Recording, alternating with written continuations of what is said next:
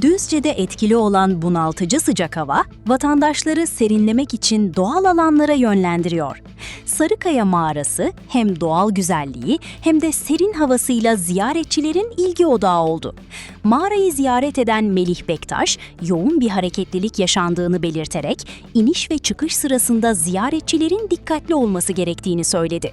Özellikle hafta sonları yoğunluk artarken, Doğa Harikası mağara sıcaktan bunalanların uğrak noktası haline geldi.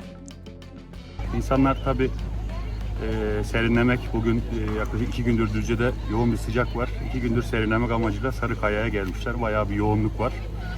Mağaraya indik. Tabii biraz inecek olanların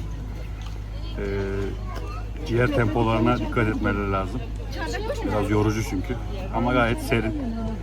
Bayağı da bir yoğunluk var. İnsanlar akın akın buraya gelmeye devam ediyor.